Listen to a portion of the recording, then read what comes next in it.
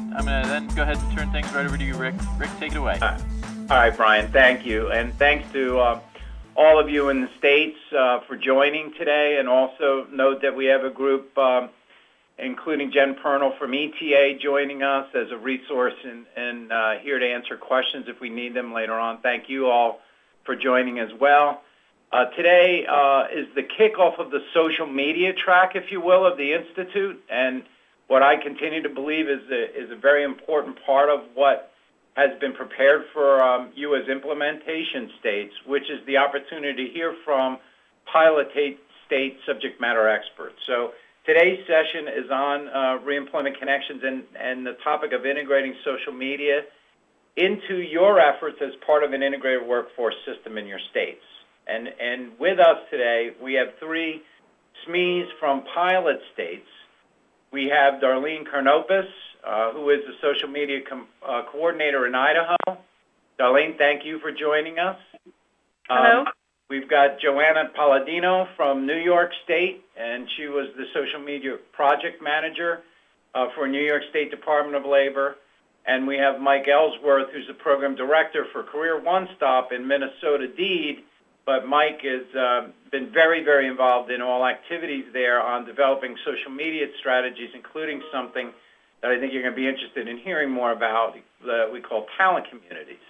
So these three folks have agreed to share their knowledge and wisdom, and yet because of time constraints and because we want to make sure that we've left time for you at the end for Q&A, we're going to ask them to share all of that wisdom in 15 minutes, which is kind of hard to do. So what we'll ask you to do is, as you have questions, if you would, record them, put them in the chat window. If they're particularly timely and synced up to what we're talking about, we may interrupt the speaker to ask your question. If not, remember that following their presentations, we have a segment for directed Q&A. So we'll queue up your questions and then direct them to each of our presenters in turn during our Q&A session at the end of today. Remember, too, that following this kind of 101 kind of a webinar, this kickoff webinar on social media, there's a series of chat events that are really informal discussions, and invite you to take advantage of that, where you'll be able to sit and talk to these folks virtually and just enter a dialogue and ask questions and follow-up questions in a really freewheeling style. So today's event is about getting you a baseline and an understanding of what these folks have done and some wonderful work they've done. Each of the chats give you more directed and targeted sessions to get into freewheel discussions. So invite your participation as we move forward from today. And with that, let me go back to Darlene Karnopis. Darlene, thank you so much for helping us prepare for today and for being with us. I'm going to go ahead and turn the mic, as it were, over to you. Thank you. So one of the first things that we did was decide what our goals were for social media and how we wanted to use that to enhance our department mission. And so we decided that with social media we wanted to increase the awareness of our services for all of our different audiences. We wanted to make sure our staff is knowledgeable about what we provide. We wanted to make sure that businesses were aware of services we provide to them, such as hiring incentives and training programs. We wanted to make sure that job seekers knew about what we provide, for instance, job fairs, that type of thing, and then also how social media can help them find work. And then we wanted to make sure that Idahoans are using our career information system to help them with career decisions. We also decided on a tone so that if there are multiple people posting, that our messages would be the same and would be a department tone. So we wanted to make sure that our communication was timely, that people understood the topic before they posted so that we weren't putting out confusing information. We want to make sure that people who are posting understand the platforms that they're using, that we don't have any typos, that we're very professional. We want to be human. as much as we can. There's a fine line, obviously, because we're representing a government agency, but we also don't want to be robotic either. We want to be empathetic as much as possible, and we want to make sure the tone is consistent. So, like I said, so that you can tell it comes from the department. So we went through and decided what platforms we were going to focus on. There are multitude more that we chose not to do just based on staff timing and also what audiences in Idaho use. We did a survey early on to see what the most popular platforms were for job seekers and businesses in Idaho. This is our blog, Idaho at Work, which is idahoatwork.com. And this is kind of the backbone for us. We post longer information here just based on the format. We try to answer questions for job seekers and businesses, and particularly unemployment insurance is very popular here. We post employment news, economic roundups from our regional economists, information for students, and for job seekers.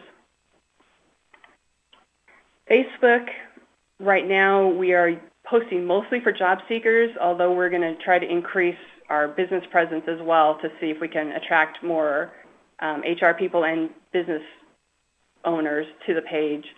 So we post job fairs, hard-to-fill jobs, workshops, information about the unemployment rate, that type of thing. LinkedIn, we have our business page, which is that on the left. We post all of our press releases here. So again, unemployment rate, that type of thing. And then on the right, that is our group. And our LinkedIn statistics show us that our audience is mostly HR folks and mostly entry level. So here we do less for job seekers and more about tips for being a better boss, tips for how to attract job seekers to your business, that type of thing.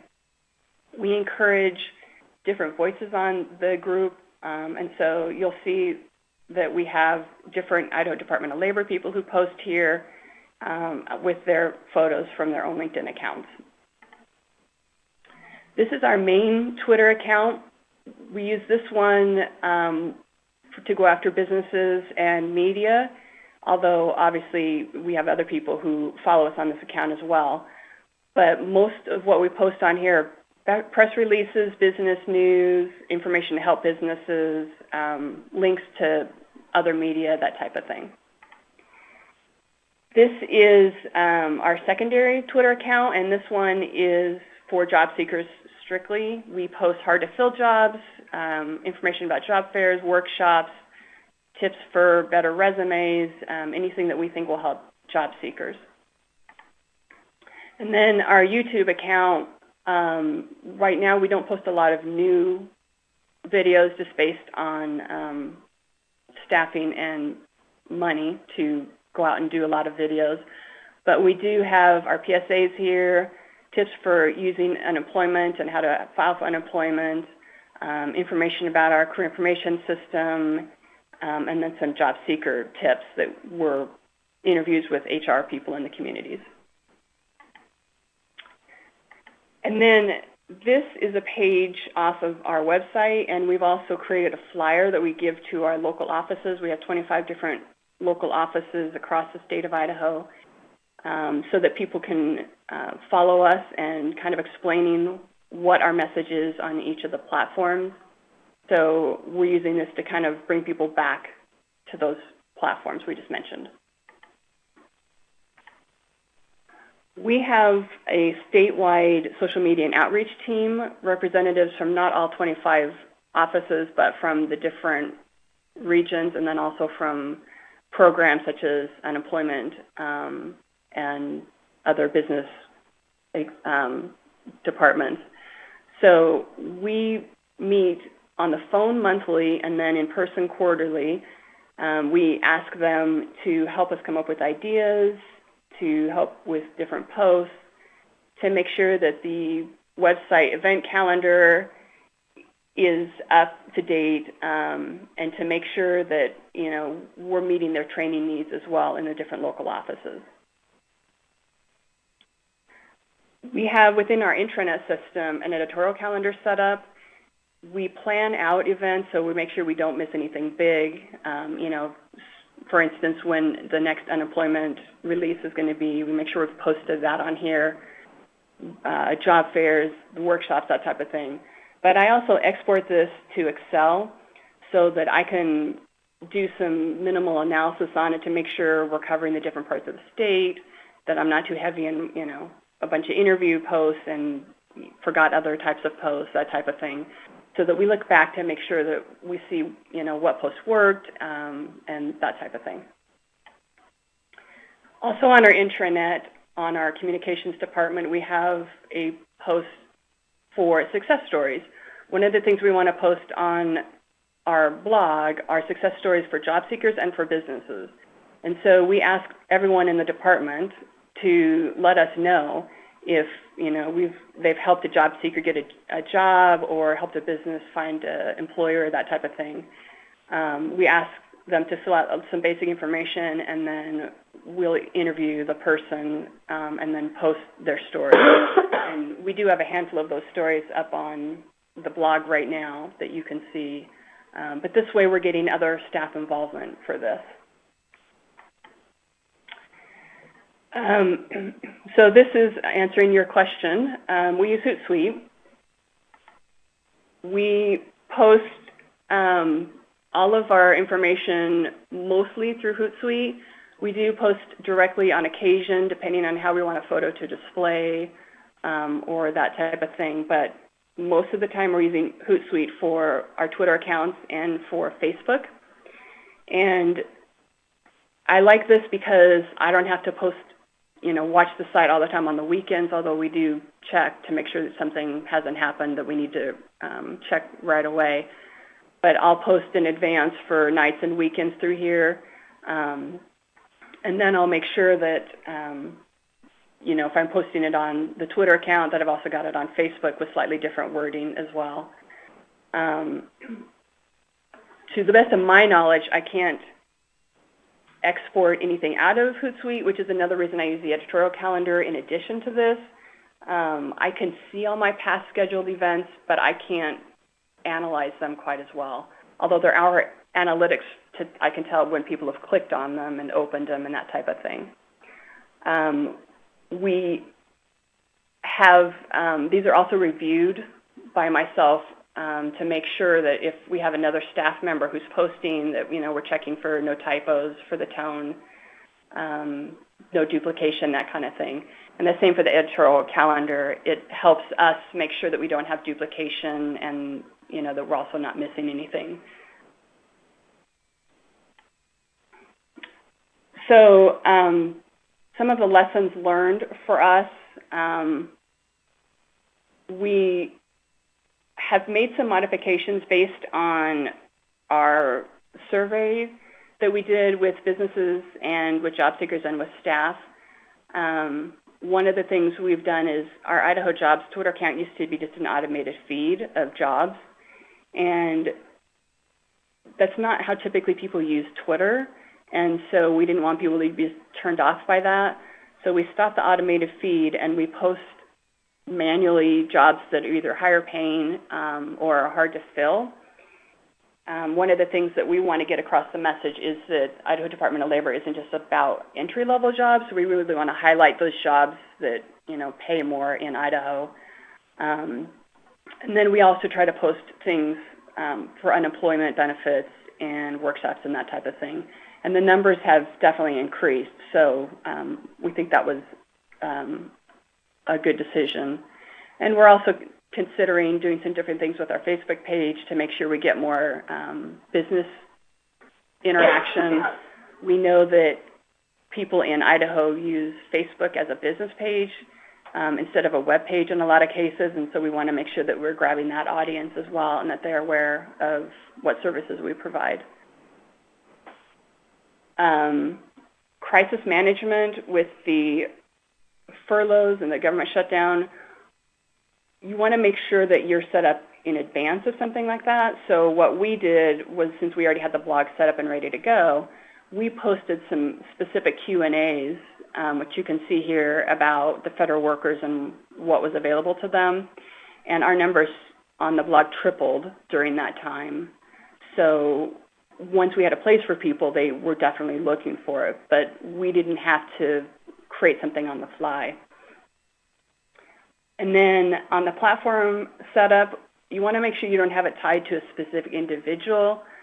You want to make sure that, if that person leaves or they've forgotten a password, that it's not in the hands of just the one person.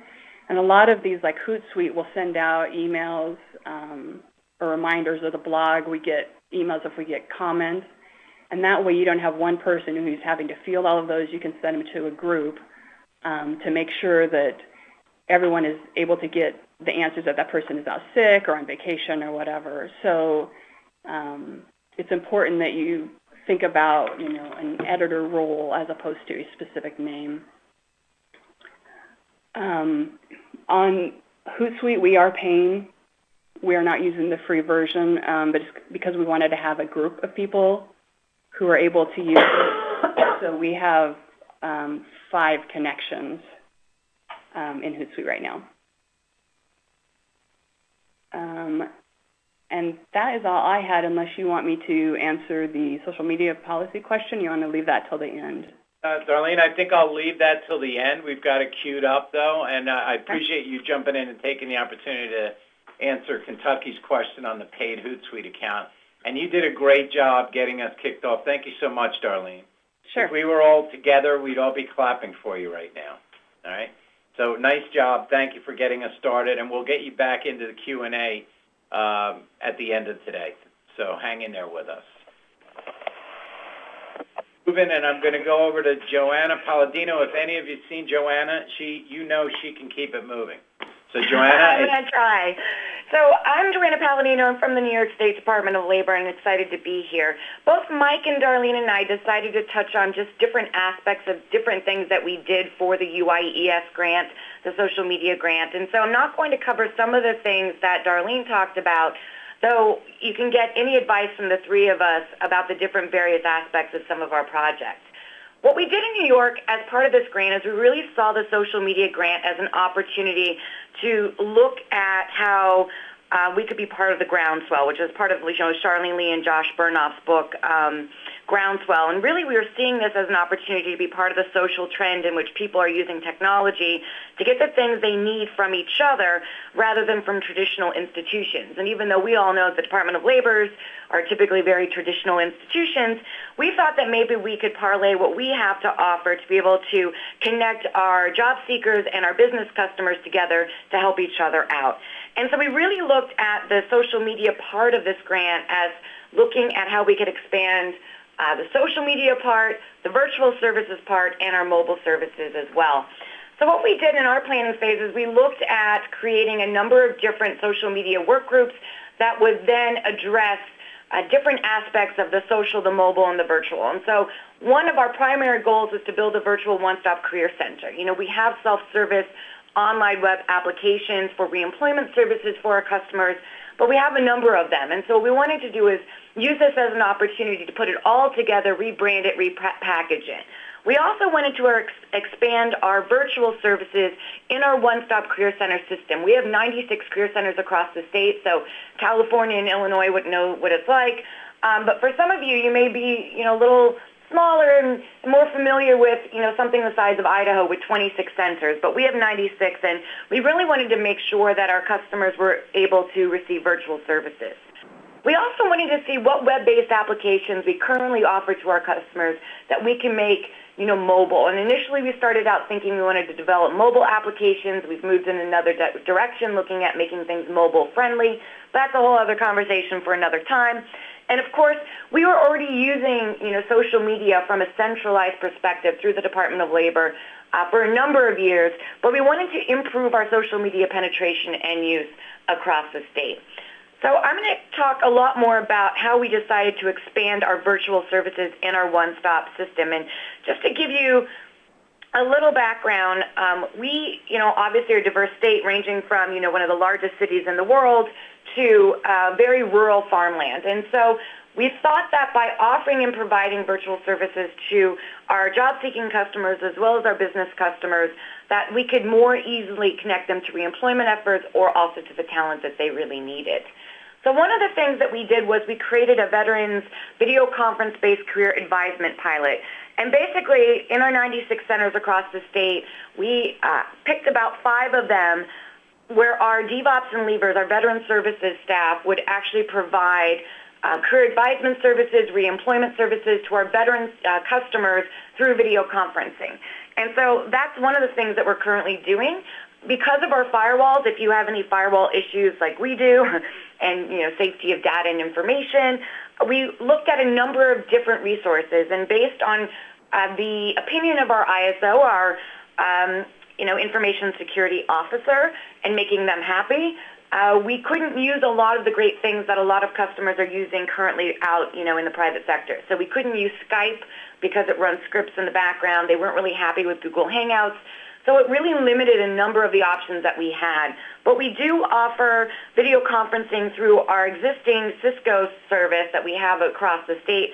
And we did find that Jabber, which is a free downloadable software, was something that we could actually use that was compatible with our existing services and met our information security officers, standards. So that's really what we ended up having to work with, but it is free, and we're pretty excited about that.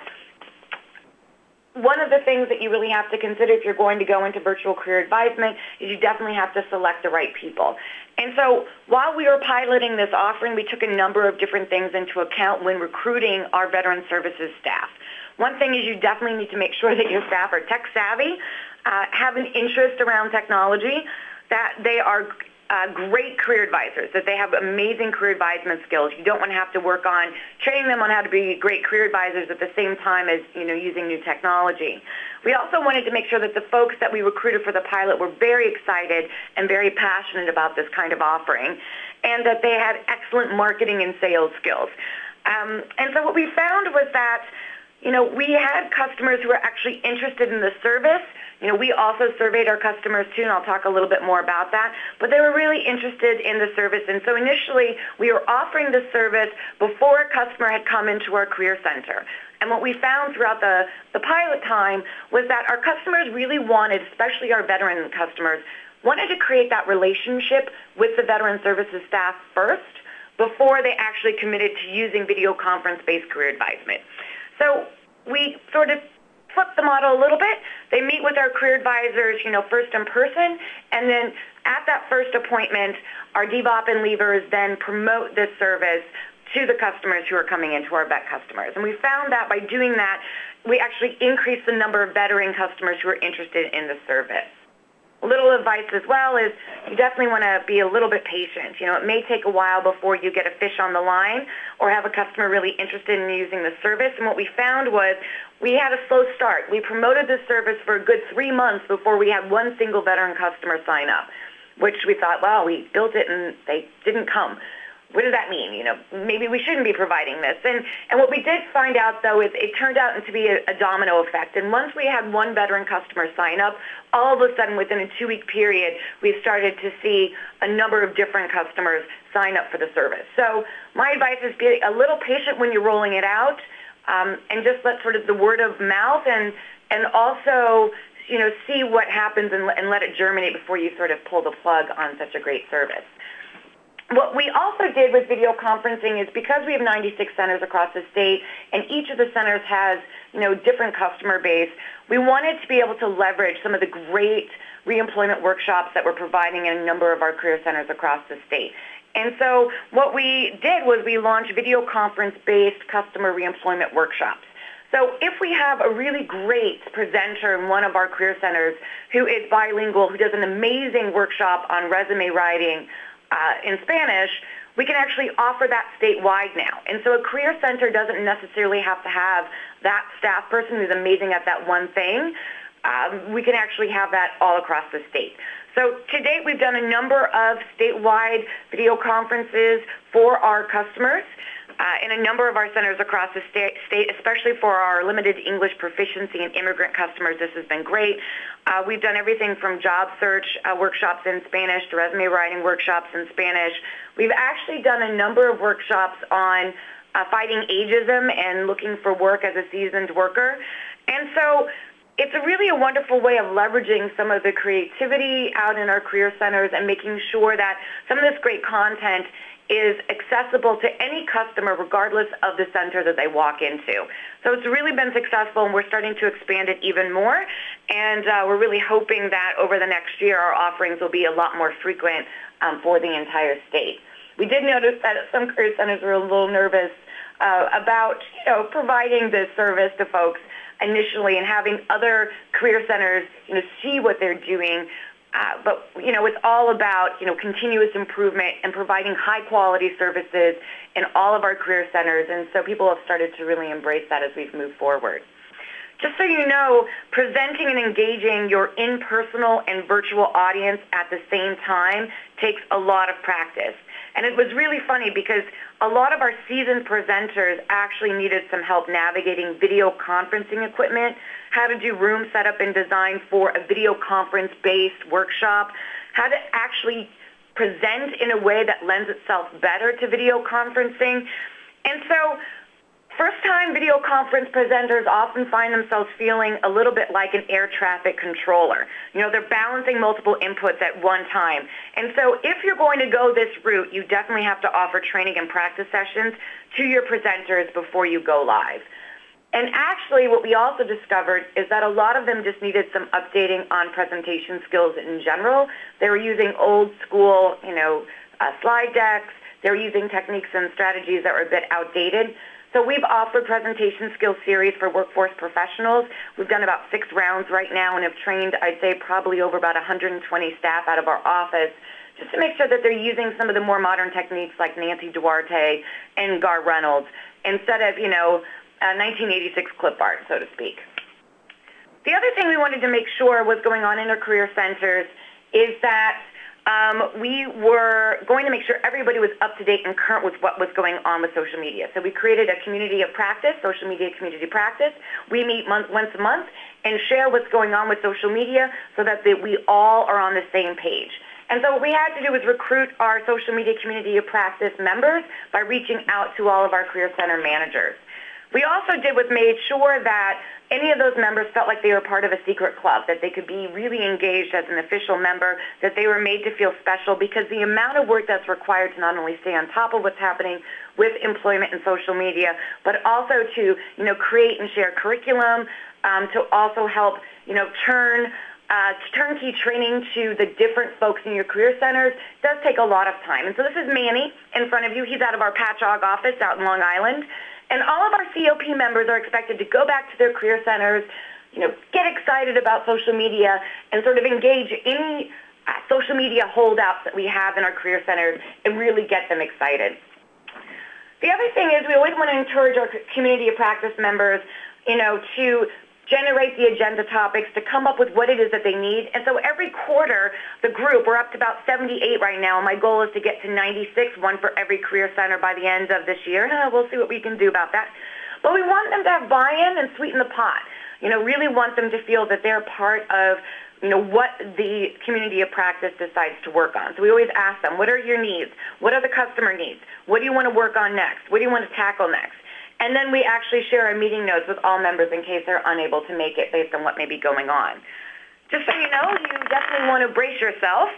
The technology and social media skill level for the members that you may have in your community practice will actually range from people who probably should be doing social media professionally for private sector, and also from people who don't even know how to do a screenshot using print screen on their keyboard. So you can't assume because they sign up that they know everything that they're doing, and so you really just want to make sure that you can engage varying levels and skill levels with the members of your community of practice. Just so you also know, we actually did pilot that online and in-person customer survey to find out what our customers know about social media.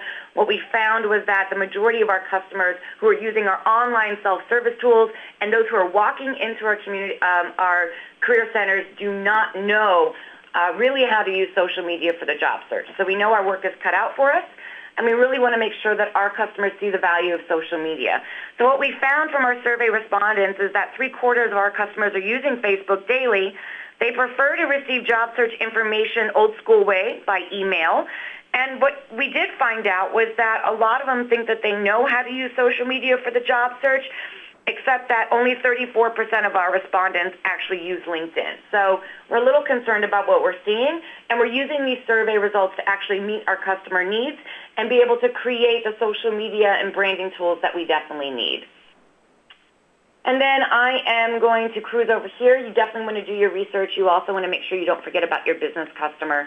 And so 55% of our business customers are welcoming additional virtual services like virtual job fairs, and 75% of our customers who are job seekers are also welcoming virtual services as well. So that's pretty much the gist of a lot of it. But just so you know, as you're moving through the process, see this as an opportunity, especially for California, Illinois. A lot of you have been doing social media for a while, but definitely see this as an opportunity to expand exactly, what you're offering, to move beyond just the social media piece, but seeing it as a way to collaborate with other sections, other pieces of technology. Seeing it as an opportunity to expand your virtual and your mobile as well, and definitely collaborate with your career centers as you're moving forward, your executive level staff and management, and also for your technology folks. And believe it or not, you do build it and they will come. Sometimes they may just be a little slow at it. All right, Mike, it's all yours. Thanks, Joanna. I appreciate it. And guys, as you could tell, in both Darlene and Joanna's case, there's more information in their heads than there is time. So please remember to queue up your questions. And as you do that, I'm going to introduce again Mike Ellsworth. And Mike in Minnesota has been doing something really, I think, important for you to know about, and it's about talent communities. So Mike, tell us about your experience with talent communities in Minnesota. Okay, thanks a lot, Rick. One of the things we decided early on is that social media for workforce development involves both the job seeker, and we've heard a bunch about that, but also on the other side, the businesses that employ talent. And there's this concept that's become quite popular in the HR profession called the talent community. And this is basically a way to approach a few problems that HR professionals have by using the typical social media types of tools. The problems in particular are that 92% of candidates that come to your career site, they aren't ready to apply for the job.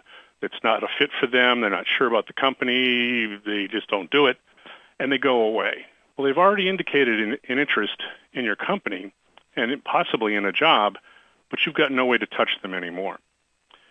Another trend that many states face is that they have regional areas that lack effective tools to retain talent and to attract new talent.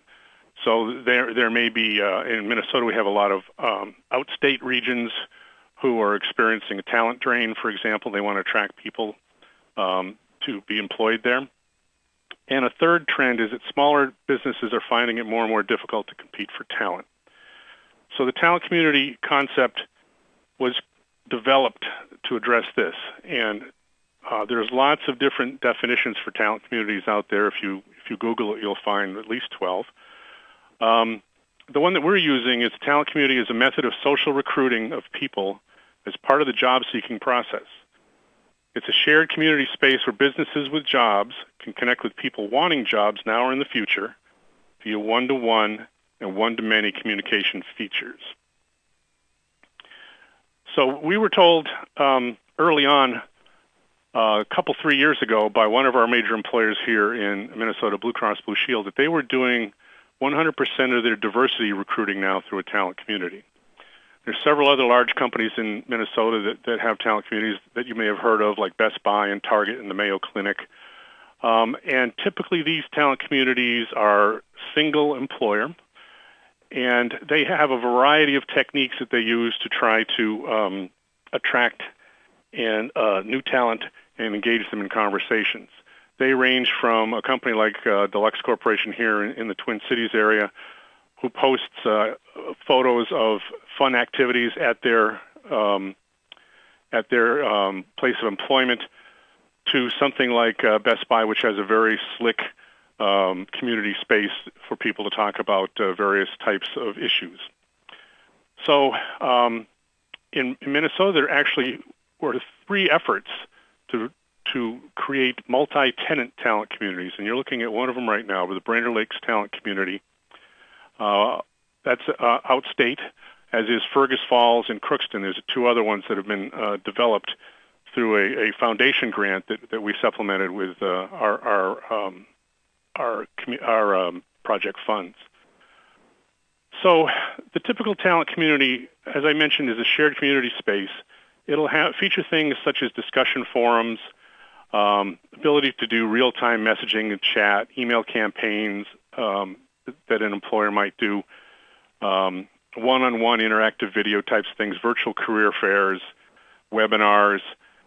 And in our concept, we're going to wrap a talent community around our labor exchange, MinnesotaWorks.net, and enable businesses and economic developers to create microsites, pages on any topic of relevance. They can start forums for discussion, etc., and I hope to attract prospective candidates, passive candidates, past applicants, current and past employees, all in there to try to generate buzz about the company and its employment opportunities. And then we're going to feed that talent community with customizable job feeds from MinnesotaWorks.net so that an outstate company, manufacturing company in Brainerd, for example, can customize the job feed for their microsite to feature only machinist jobs, for example, in their area. So we refer to the talent community as kind of the front porch. It's wrapped around the labor exchange. Front porch is where you get to know one another. You might have some idle conversation, and when you're ready to really apply for that job, you go inside to the kitchen, which is where MinnesotaWorks.net is, and where you can apply for that job. So you're looking right now at the main page for the Brainerd Lakes Talent Community, and this has several different things going for it. One is you can sign up as both an employer and as a job seeker right from the front page. There are pages in their microsites promoting the Brainerd Lakes area. There's tremendous lakes up there and wildlife and forests and fishing and that sort of thing. And they chose for their community discussion area to use a LinkedIn group. You may or may not be familiar with LinkedIn groups, but anybody can create a LinkedIn group, and it provides all kinds of discussion capabilities, the ability for people to even contact one another as long as they're on LinkedIn. And here's one of the profiles here. This is just a very kind of basic profile that the employers can then search of the talent, and then by the same token, there is. I'm sorry. I want to talk about Minnesota's got a big effort to get people signed up for the National Career Readiness Certification, and there is a place for talent to include the indication of the achievement that they have gotten by having an NCRC right there in their profile, and a lot of the employers are looking for that. And in Brainerd Lakes, many of the employers are manufacturers. And here is an example of some of the employers who have joined the community. It was just launched in September, and they had at their launch 35 local employers. I think pretty much most of those have already signed up with the talent community. And here's the product and employer information. You can list websites. You can have PDFs. There's a portfolio. And there's a variety of other things. And this is what a search looks like for the talent. So there's a search enabled. This is a very basic talent community. What we're doing right now is we're readying a request to try to find interested vendors. We're going to get a third-party vendor. We've just released today a survey of employers throughout the state to gauge their interest in various features that we might include. And there's more efforts going to, once that's all done, to publicize the idea of the talent community, which we hope to have done by next June. So that's pretty much what I had, and now I'll just turn it on over to Rick. Well, Mike, thanks so much. And for the folks in implementation states, if you haven't yet had conversations with employers about the concept of talent communities, be prepared that they're talking about it. And increasingly, I think you'll find that as a topic of importance to our system. And so, Mike, I think, and what he's doing in Minnesota is going to become increasingly important for us if we intend to stay at the leading edge of what's happening in the recruiting and selection process that increasingly employers are turning to the web to support. So much appreciate, Mike, you wetting our whistle on that. I know there are a whole bunch of questions. So what I want to do with the 15 minutes we have left, and by the way, you guys did a great job bringing that home in the budgeted amount of time. Thank you. I wanted to look at some of the questions that I had in queue, and I'll address them to whomever I think they were addressed to by our audience, but then also ask other members of the panel to respond. And the first one that I think kind of came up, for me at least, was the subject of training. Many of you, at least two of the three of you, mentioned training of your staff. So my question is, number one, how did you approach training? And number two, do you have any training assets that other states might be able to leverage as they move forward with social media? Who wants to start? Joanna, do you want to kick off, and then we'll go to someone else? Our reemployment side, our workforce side, from the Career Center perspective, has our own training arm, and that's the unit that I work in. So we do training in a number of different ways, ranging from webinars on different topics to live video conference-based training, to guides, to Adobe Captivate or Lectora standalone tutorials. We launched what we call the Virtual Summit, where we covered one social media tool and how it's used for job seekers, for workforce professionals, and for business. We trained our business services staff located in all of our career centers. So I would say, we've trained everybody practically every year, and then because we have turnover, we have to commit to retraining as often as we can, and that's really where we generated the social media community of practice as well, so that the career centers would also embrace, some of their own training, peer-to-peer support training at the career center sites themselves. I'm not sure if that answers it a lot, but we do a lot of training. Yeah, no, and I'm not, and I want to be clear, that is amazing, actually, and I think it's probably accurate to say not all states have the same kind of resources New York does, and I like the idea of you saying the community of practice is there so that kind of early adopters can mentor other people around the state. That's a great idea.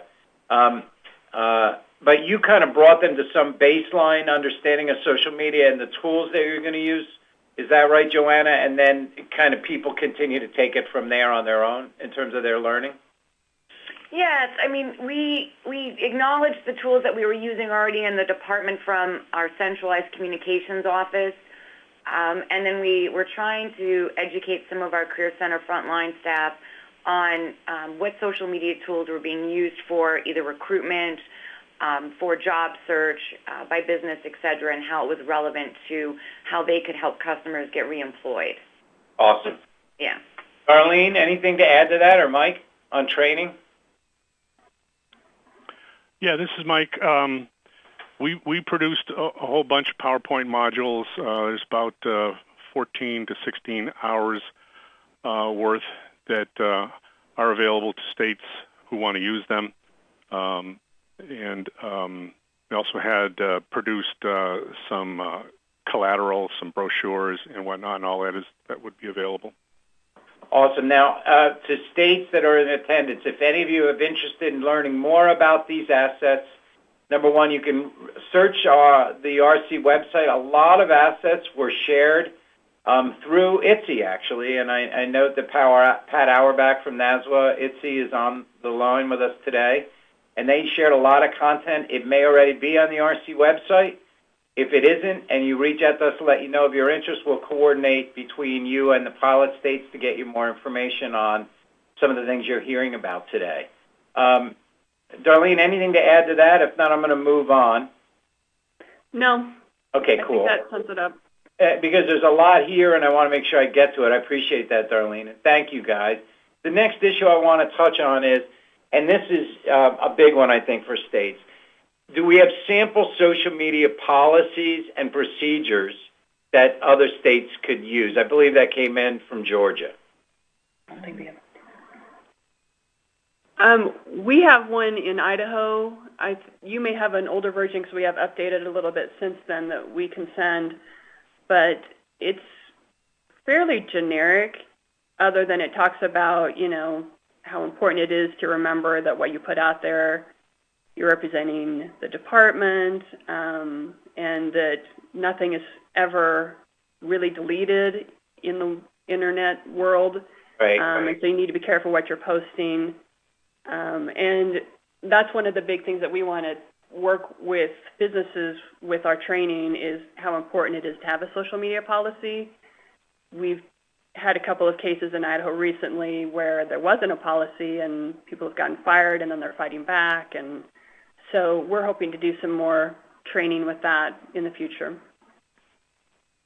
Well, and again, and I think there's probably some others, and I think they have been shared through ITSE. So rather than to run down every state, unless Mike or Joanna has something they want to jump on, we have Fred Holman on from our team here in the ETA support team, and Fred's got this logged in. I think there are some policy samples shared by these states already on the RC website, but if not, we'll grab them, including the latest one from Idaho. Even, as you say, simple ones or standardized ones, I think are useful for implementation states.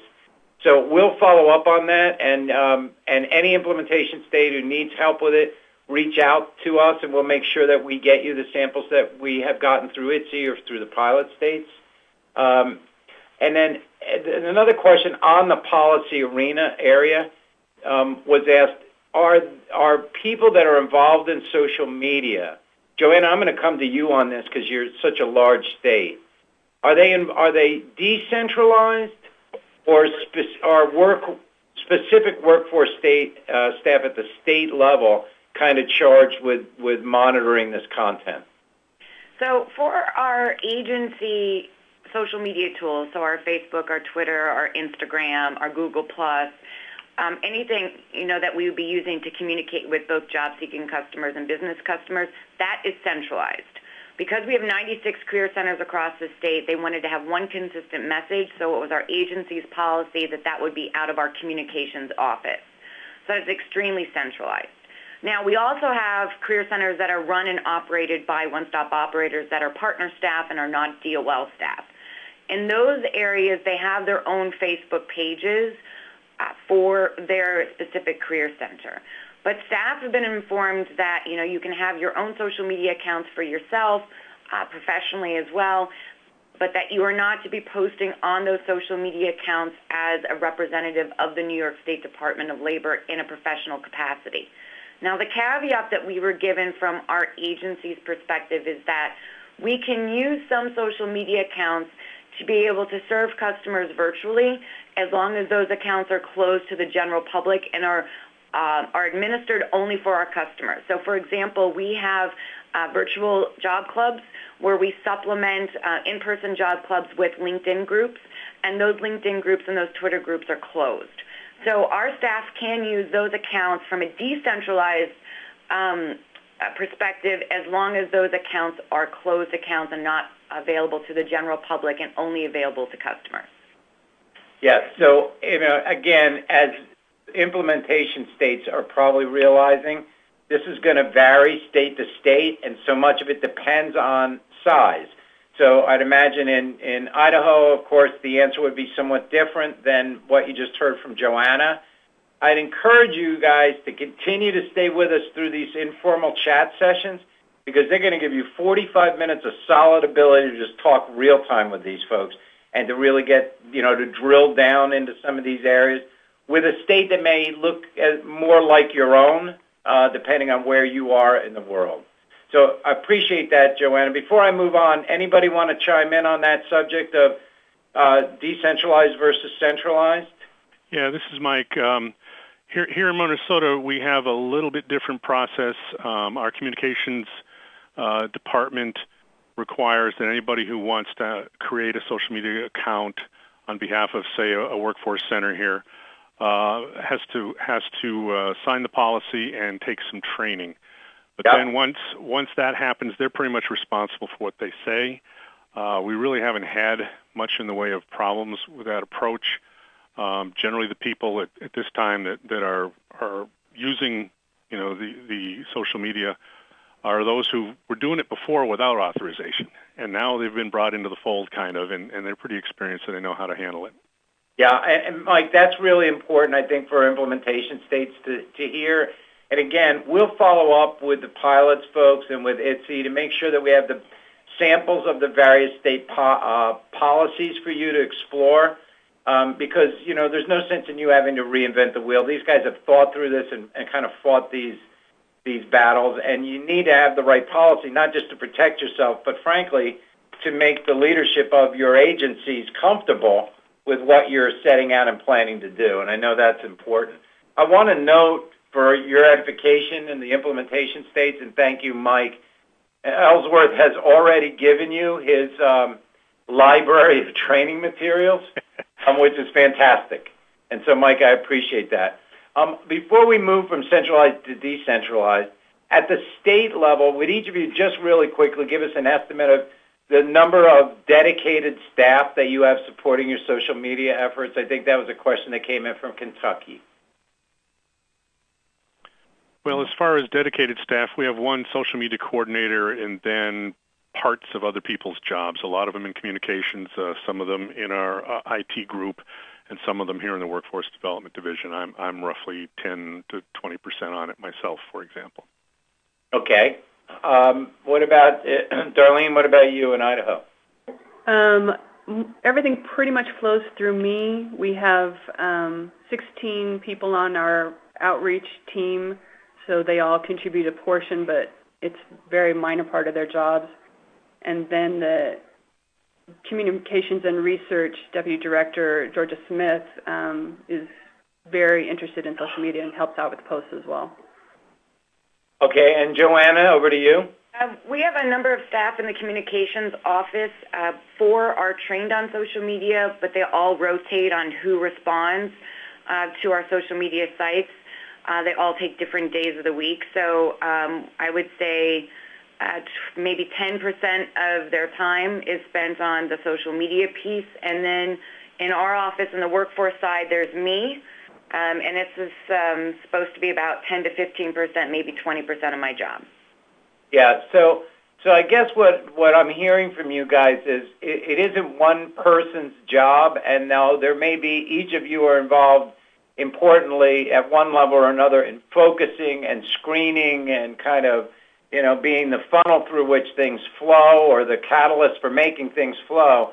You don't depend on one person. You try to make this a part of multiple people's jobs. Is that a fair assessment? Yes, and it shouldn't stand alone. It shouldn't be siloed as a separate initiative, so it needs to be integrated in everything that you do. I agree with that 100%. Awesome. I see a question from Matt Bruce that I'm going to turn to you, Mike, on because I'm not sure I understand what he's asking, but perhaps you will. Matt's asked, do you have a place where you link to known single employer talent communities? I guess he means where employers have set that up on their own website or as an adjunct to their own website? That's a good suggestion. We hadn't really thought about doing that. We certainly could. Once we have the talent community implemented, we could certainly have an area with known employers who have talent communities. It's a good idea to have a directory like that. So that's a one attaboy for Matt. Yep. And Mike, and again, you know what? Proof of what I said yesterday and what the spirit we're trying to create here with the move your needle, move the needle culture. Because there's nothing that says that one of these states isn't going to come up with something better that we wind up implementing back to the pilot states. And that's the beauty of the of the entire process. So yeah, we're looking forward to that, in fact. yeah, right. So truthfully, that is one attaboy for Matt. And Mike, on a related subject, it seems to me from your presentation that you were showing us your talent communities. I remember when you were first thinking this through. I think back in a meeting in Baltimore we talked. Mm-hmm. You hadn't figured out yet how to go, and it seems like what you did was, I call it like the pebble in the pond thing. You created something kind of small, maybe inside. You used LinkedIn. You kept your dollars short. Am I reading it right? Did you do like a kind of a proof of concept here, and now you're going forward and trying to, maybe spend a little bit more and find a third party to move this to the next level? That's the way it turned out. I wish I could say that I had planned it quite like that, but that initial meeting that we had with Blue Cross Blue Shield generated an idea for one of my colleagues in the Workforce Development Division to go on out and seek some foundation money to try to do this on out, and it ended up in the Brainerd and Crookston and Fergus Falls communities. So that actually got on the road while we were still trying to figure out what we wanted to do. We were very happy to support it and used it, as you say, as a proof of concept, and I think it was very valuable, the learning that we had, especially with the extreme interest of not only the business community, but also the economic development community in those three areas. Kathy Carney is her name. I give her a big shout-out. Okay, good, Mike. Well, we are at time, but there's a great question that I want to at least table and see if we can, it doesn't lend itself to a 1-minute answer, but I'm going to ask Joanna to stay close to that as we can. And the question was asked on the subject of collaboration. You mentioned it in your presentation. And any tips, Gideon asked, on how you encourage intra- and interagency collaboration across agencies, department, et cetera? How did you do that in New York? It was not easy, and that is definitely something we could talk about more in one of the SME chats, I would bet. But basically, you just keep inviting people to the table. You sound like a broken record. You keep asking for assistance or help. You try to keep making it sound exciting. You get the movers and shakers from the executive level who are involved and interested, and then keep sort of finding the right people to bring to the table each time, the folks who want to make things happen, the folks who like to see things, finished, instead of the people who are just the professional meeting folks. So you figure it out, but there's a lot to it, really. And I think that's fair, and I like your invitation to continue this conversation during the chats. And unfortunately, we are running a little bit long on time, so I'm going to wrap this by doing two things. First, by asking everybody that's on from the implementation states to stay with Brian for just a minute more. He has a few polling questions to get your feedback on the session today and to get your ideas on how we can, make sure we're aligning to what you need going forward. Second, I want to, again, urge you guys to come to those chat sessions. They are designed with no agenda, and they're purely access for you to this talent, to these guys who have great ideas, and more importantly, they've earned their stripes and they have a few scars to show for it. And their value to you is to avoid you having to go through the same learning curve. So I'd urge you to come to those chats and use that time to really connect with these people, personally and professionally, and maybe set up a mentorship and a professional relationship that'll last beyond this, the Institute. And finally, as we wrap, let me thank Jen Pirtle and the team for ETA for being with us today, and most importantly, all of you and our presenters from the pilot states. You guys are awesome. You continue to amaze me, and I so appreciate your willingness to share your time and talent with us today. Have a great day, everybody. Stay with us through the pilot, the polling questions. And if you have additional questions, enter them in the chat. We'll record them, and we'll bring them over into our SME chats later in the week. Everybody have a great afternoon. Thanks so much again, guys. Thank you. Thanks. Bye now. Bye.